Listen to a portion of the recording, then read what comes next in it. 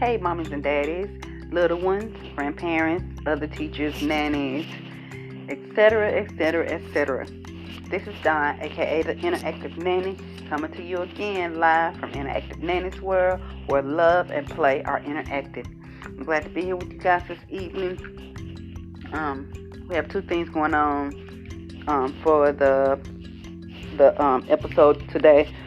The first part, we're going to be talking about some of the self-care ways that you can have self-care as far as mommy time, me time, or whatnot. So we're going to be talking about one of those ways, and that's spa days and spa nights. And then we're going to read chapter 3 of Peter Pan. So without further ado, we'll get into the episode for this evening. Spa days and spa nights. At some point, we have to take time to take care of us. If we don't take care of ourselves, we won't be of any good to anybody else. So we have to make time for us. A little me time ain't never hurt nobody, which is so absolutely true. Every now and then, you just got to get a little moment for yourself. One of the ways to incorporate self-care is to have a spa day or spa night. There's nothing better than some good old tampering to heal and rejuvenate oneself. If you can, every now and then, splurge on a massage, facial, nails, mani-pedi, or whatever helps you to feel better body-wise. But you can also create these moments yourself and have your own spa treatments at home. Map out your day or days. Get your own products, your Epsom salts, bath bombs, bubble bath, facial products, candles, your favorite spa sounds. You can find those on YouTube or a music app. And there you have it. You can even go on YouTube or Pinterest and find your favorite mani-pedi routine for at home. Get you a little tea, wine, champagne, or whatever makes you happy. Just go for it. Fruits, little chips or whatnot. I love my spa nights. I have 2 spa nights for myself a week, and those are Wednesday nights and Saturday nights, hands down. It's non-negotiable. Every now and then, I may sort of shorten it or sort of adjust it a little bit. Depends on how I'm feeling. Most of the time, I just go for it. Body scrubs. You can add, like I do, my facial and night routine every night, but spa nights, there are extra steps to so that I can make sure I just get a little extra pampering in for myself. So yeah, I have my 2 spa nights every week, and I love my spa nights. I go to the nail salon every other week. I used to go on Saturday mornings, but I've started now going on Monday or Tuesday mornings. I get there a few minutes before they open, so that right when they turn that open sign on, I'm right in there, first in. It's quiet, it's peaceful, and now, with everything going on with the pandemic, I can get in and get out before the crowd comes. But, it's so cool. They're not rushing to finish me up so they can get to the next client. The salon itself is absolutely beautiful, and the soothing sounds that they play over the PA system just does it for me. It's calm. I live for these moments. I also have a morning and night skincare routine tailored just for me. But on my dedicated spa nights, there's little extras that I treat myself to. I would advise you, if you haven't started, you should definitely get you some spa days or spa nights as part of your self-care routine. They will really, really come in handy, and you feel so much better. And it's like it just does something for you when you just take that little moment for yourself. So yeah, moms or whoever, nannies, somebody's, spa days and spa nights, they work as part of self-care. So that's the topic on our self-care topic. One of the self-care topics that we talked about a couple of weeks ago. And so now we are doing our chapter 3 in Peter Pan. So if you got some little ones, tell them to gather around. Chapter 3, it's entitled Come Away, Come Away. Shortly after Mr. and Mrs. Darling left the house, the night lights in the nursery went out. In their place was another, much brighter light. It flew around about the room, zipping from drawer to closet as if looking for something. It came to rest on top of a dresser. It turned out not to be a light at all, but a tiny fairy no bigger than a fist. She was dressed in an exquisite gown made from a leaf. Her name was Tinkerbell. The children did not see her because they were sound asleep. A moment later, the windows flew open, and Peter dropped in. "Tink," he called, "where are you?" He spied her inside a glass jug. "Come out of there and tell me where to find my shadow." The sound of tiny bells filled the room. It was fairy talk, and it told Peter his shadow was in the chest of drawers. Peter emptied the drawers one by one until he found his missing shadow. He was so pleased to have his shadow back, he slammed the drawer closed without looking. Tinkerbell was left inside. Peter tried to stick his shadow to his feet, but it would not stick. He wet it and rubbed it with soap, but the shadow refused to stay put. Peter sat on the floor and began to cry. This woke Wendy. "Why are you crying?" she said. Peter stood and bowed gratefully the way he had learned from the fairies. Wendy stood up in bed and bowed back. "What's your name?" Peter asked. "Wendy, Maria, Angela, and Wendy, Mariah, Angela, Darling," Wendy replied. "What's yours?" "Peter Pan," Peter said. "Where do you live?" Wendy asked. Peter glanced out the window. "Second to the right and then straight on till the morning," he said. "What a funny address," Wendy said. "Is that what they write on your letters?" Peter frowned. "I don't get letters," he said. "Well, is that what they write on your mother's letters?" Wendy asked politely. "I don't have a mother," Peter said quietly, "and I don't care to have one." Wendy went to Peter's side. "No wonder you were crying," she said. "I wasn't crying about mothers," Peter said indignantly. "My shadow won't stay on." "How awful," Wendy said as she examined the wrinkled shadow.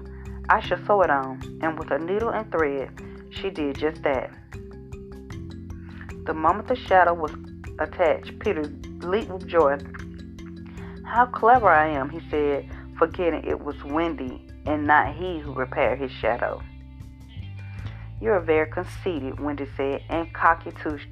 She was upset. Peter changed his tone. "Don't be upset, Wendy," he said sweetly. "You are worth 20 boys." Wendy could not resist. "Do you really think so, Peter?" she asked. "Yes, I do," Peter replied. He sat down on the side of the bed next to Wendy.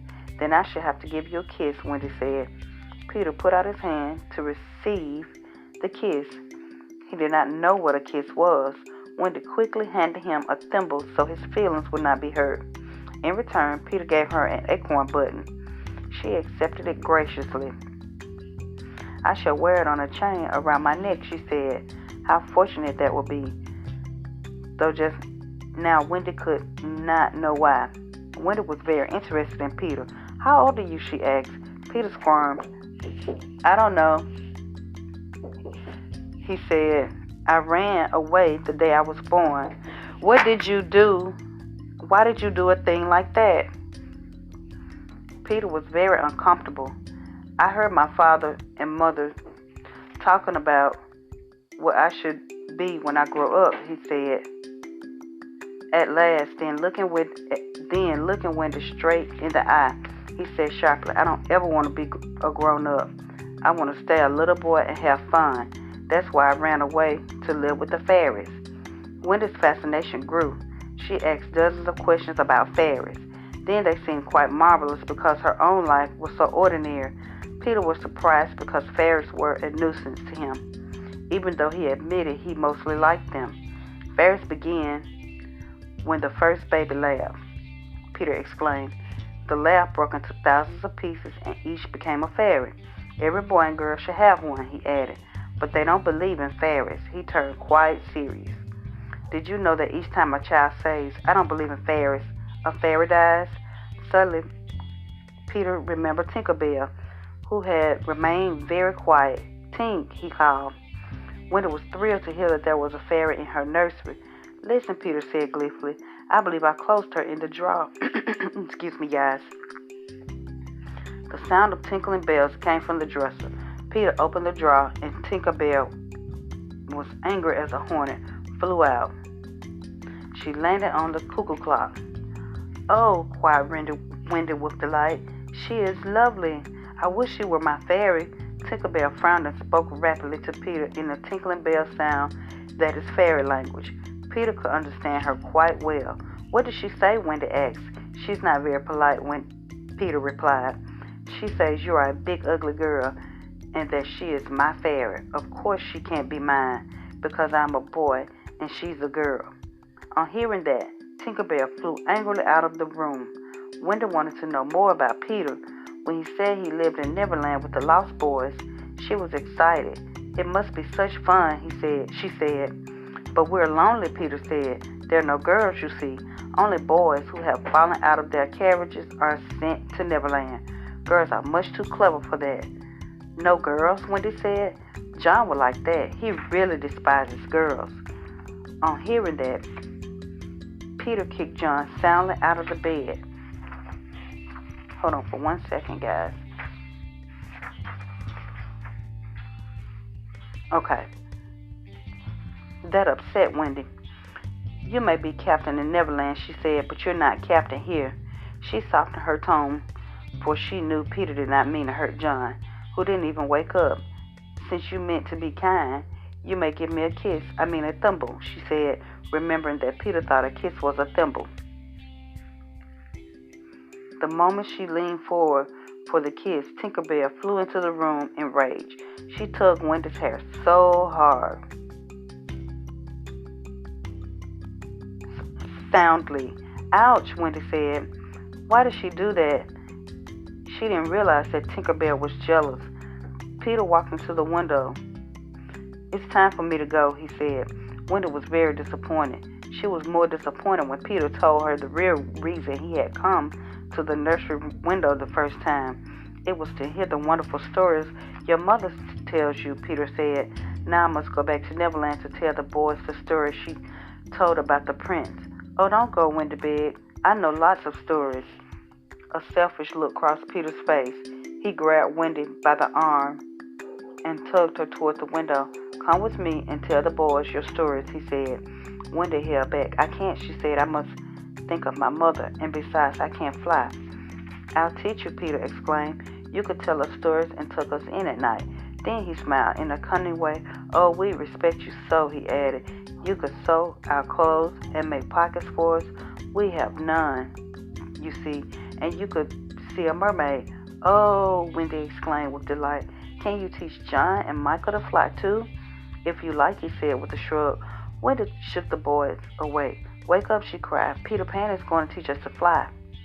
Peter took to the air as the darling children watched with awe. It looked very easy. Let me try, John shouted. He leaped into the air, but fell down at once. Peter had not told the children one must have fairy dust blown on them first. He liked to tease them that way. He quickly blew some fairy dust onto each child. Now wiggle your shoulders like this, Peter said with a wiggle of his shoulders, and let's go. The children did as Peter said and immediately rose into the air. Look at me, each shouted.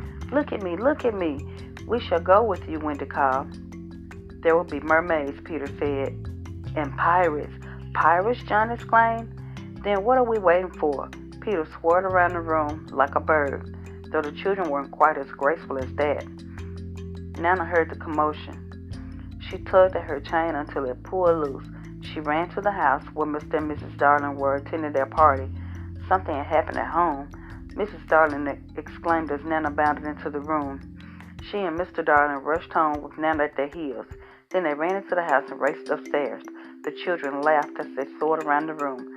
Suddenly, the bedroom window blew open. A tiny voice from a distant star caught Peter's ears. Beware, the voice said. Peter knew there wasn't a moment to lose. He flew into the night sky. Come with me, he shouted, and John and Michael and Wendy flew out the window to join them. At that moment, Mr. Darling threw open the nursery door, but the room was empty as a bird cage. After all the birds have flown, away. Okay, guys, so that was the end of chapter 3 of our story, Peter Pan. And so we'll come back Saturday and we'll discuss another self-care topic for our adults. And then we'll get into chapter 4 of Peter Pan. So until then, this is Don, aka the Interactive Nanny, signing off from Interactive Nanny's World, where love and play are interactive. I encourage you guys to like, subscribe, and share. And we'll be back Saturday for a new edition of the podcast. Thanks. This is Don from Interactive Nanny's World. Thanks. Bye-bye.